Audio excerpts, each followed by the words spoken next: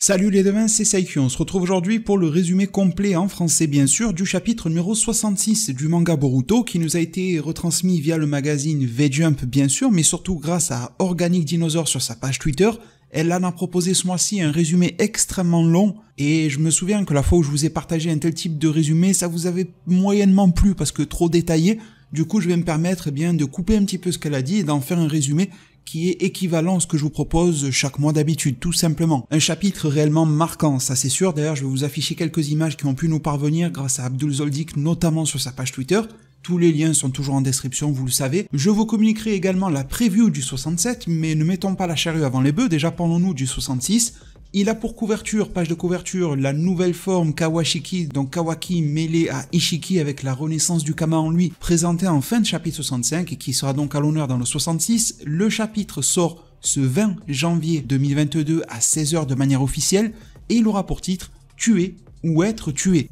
Alors c'est un chapitre qui développe énormément d'actions, avec quelque chose d'assez tragique qui se déroule à sa toute fin, on va en discuter un petit peu, en tout cas je vais vous le présenter, tandis que le début du chapitre est dans la continuité directe du 65 avec la mise en avant de Kawaki avec sa forme, sa nouvelle forme en fait, qui ressemble un petit peu à une évolution de ce qu'il avait déjà. On se rend compte d'ailleurs qu'il a réellement le fameux Daikokuten d'Armagan de Ishiki, le Dojutsu, qui est apparu. Ce n'est plus une théorie, c'est un fait désormais, théorie confirmée, et je suis heureux qu'elle le soit, et ça fait toujours plaisir quand une petite prédiction se réalise, et le chapitre va s'ouvrir avec pas mal d'incompréhension autour de ce retour du Kama, et tous les personnages se mettent un petit peu dans notre peau, aussi bien Naruto, Code, Ada, etc.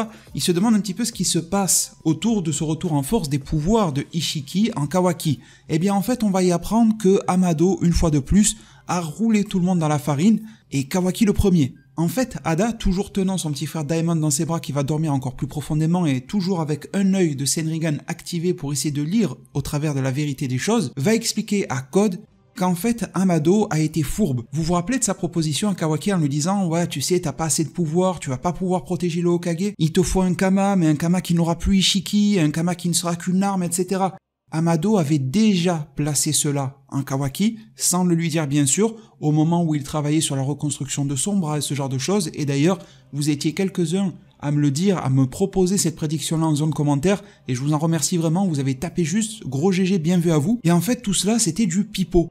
Le nouveau Kama sous forme d'arme, donc un petit peu artificiel, a été replacé ou reconstruit tel qu'il le dit dans le chapitre, dès le chapitre 56, donc il y a 10 chapitres en arrière, il y a 10 mois en arrière, et Amado avait besoin que ce dernier se déclenche, il avait besoin que Kawaki ait l'impression à la fois d'avoir le choix, de pouvoir dire oui ou non, mais également de lui faire ressentir le besoin de l'utiliser. Et c'est pour cela que le grand échiquier de Amado prend forme aujourd'hui, et Kawaki se retrouve mêlé à une situation extrêmement compliquée face à Code et implicitement Ada, dans une situation où tout est désespéré et où ce pouvoir peut venir changer la donne. Amado est clairement le top mastermind de cette affaire. Alors pour le moment, il n'y a rien de très mauvais vis-à-vis de Konoha, me direz-vous, étant donné que ce Kama-là va pouvoir aider Kawaki, etc. Pour le moment, il n'est nulle question de retour de Ishiki, il est toujours mort, mais bon, c'est toujours bizarre que des choses soient faites dans le dos, qu'on ne prévienne pas Naruto, que Kawaki ne soit pas prévenu, Katasuke, bref, il l'a mise à l'envers à tout le monde et c'est plutôt en ça que c'est mal.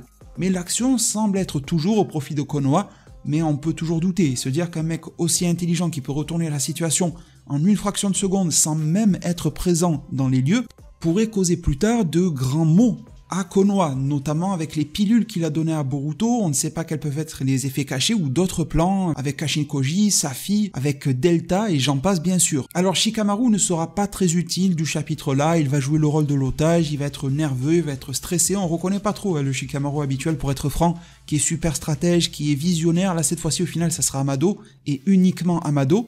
Du côté de Momoshiki, ou de Burushiki plutôt si vous voulez, étant donné que Boruto avait pris le contrôle sur Momoshiki, mais là les rôles se sont inversés, donc c'est Burushiki Momoshiki qui est sur le devant, eh bien le combat va se lancer, mais Momoshiki ne perd pas de temps à discuter avec Ada, avec Code ou je ne sais quoi, il comprend du premier coup d'œil que le Kama a été réimplanté, reconstruit en Kawaki, il comprend que c'est bel et bien le Kama de Ishiki. Et d'ailleurs, fait important, il comprend que c'est Amado. Je pense que c'est sûrement grâce à cette espèce de mémoire partagée qu'il a avec Boruto, et donc il a ses connaissances, tout comme il a connaissance du Rasengan, donc il connaît les personnes que Boruto connaît. Momoshiki va tenter de se questionner et de résoudre cette affaire-là, intellectuellement en tout cas parlant, mais plus le temps pour faire de l'esprit, Kawaki fonce directement, le combat s'engage de manière très brutale, Et Kawaki utilisera également de ses capacités traditionnelles, dont notamment la fameuse transformation de son bras, quand ça ressemble à une espèce de racine ou d'arbre, là vous voyez. Le combat est brutal, mais il va gagner en intensité, étant donné que ça démarre avec du combat plutôt à moyenne longue distance, et ça va se rapprocher pour enchaîner les chorégraphies de combat au corps à corps. Mais encore une fois, on va passer un, voire plusieurs paliers supplémentaires, étant donné qu'on en arrive au jutsu et aux techniques Otsutsuki. Borushiki va manier le Rasengan avec vigueur, tandis que Kawaki va utiliser des techniques de Ishiki Otsutsuki, ce qui est plutôt logique en tant que Kawashiki. Mais la transformation ne cesse de s'amplifier en Kawaki, étant donné que son dojutsu, son Dharmagan, comme je l'ai nommé depuis un bon moment, évolue. Et il gagne des roues du Dharma, il se complète de plus en plus. On a également les fameux cubes auxquels Naruto Baryon Mode avait fait face, ces cubes géants de la part de Ishiki Otsutsuki qui apparaissent. Et c'est d'ailleurs quelque chose qui va énormément surprendre Naruto. Naruto qui va rester pas mal sur le côté de ce chapitre-là et, désolé de le dire, impuissant. Tandis que ce combat d'envergure continue, tandis que Sasuke reste inscrit aux abonnés absents de ce combat-là, allez savoir pourquoi, et que à la fois Shikamaru, Naruto et même Code sont laissés sur la touche, eh bien un autre élément ressurgit, à savoir la conscience de Boruto. Petit à petit, on a ce petit gimmick qui revient, à savoir l'œil gauche de Boruto qui s'ouvre, signe de sa reprise de conscience. Elle est progressive, elle n'est pas nette et franche. Il y a donc une sorte de confrontation interne entre Momoshiki et Boruto qui s'opère. Alors là où il était impossible de déterminer qui serait le vainqueur ou même de déterminer qui domine le combat entre Borushiki et Kawashiki, surtout que leur capacité ne cesse d'évoluer, encore plus du côté de Kawaki qui est en train de récupérer ces pouvoirs-là et de les amplifier, eh bien c'est la conscience de Boruto qui va apporter un tournant décisif au combat en faisant en sorte d'une certaine manière d'interférer avec lui-même et de donner l'avantage à Kawaki. Kawaki va littéralement enchaîner de coups et pourfendre celui qu'il considère comme son frère, car au final, tout au long du combat, on sentira que ce n'est pas un combat entre deux ennemis, mais une situation qui a complètement dégénéré entre deux personnes qui ne désirent absolument pas se battre. C'est une tension qui ressort, et Boruto, Borushiki, comme vous le souhaitez, va subir de lourdes blessures, étant donné qu'il va être transpercé de toutes parts. Et Kawaki est réellement déterminé, je vous précise qu'il n'a pas sa conscience altérée par Ishiki, il a les idées bien claires à propos du sujet, et il veut en terminer en l'écrasant comme une crêpe avec un énième et final cube géant de Ishiki. Au moment où la mort du fils du Hokage allait arriver, c'est à ce moment-là que Naruto va avoir un petit éclat de lumière, il est toujours en mode ermite, et il va de toute vitesse sauver son fils.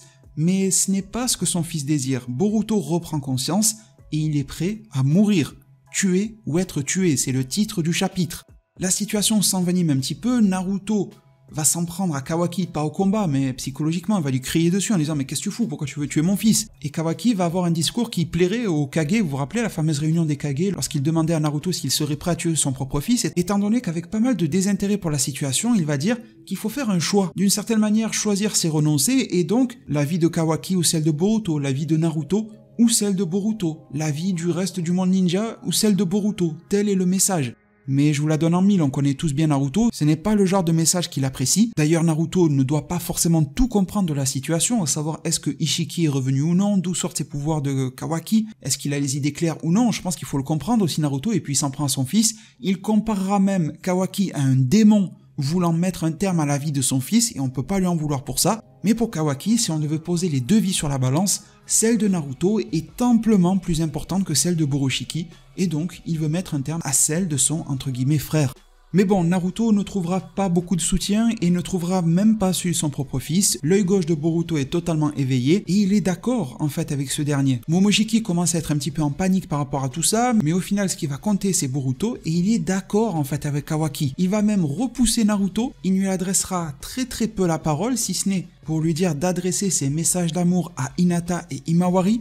Et le chapitre se terminera avec deux faits importants, des explications et un fait tragique. Explication au sens où si au tout début, il y a 2-3 chapitres en arrière, quand Boruto a utilisé cette nouvelle forme, la Borushiki, mais maîtrisée, eh bien ce n'était pas par lui-même, ce n'était pas par l'entraînement ou quoi que ce soit, ni même par rapport au combat interne avec Momoshiki, mais c'était simplement grâce aux pilules de Amado.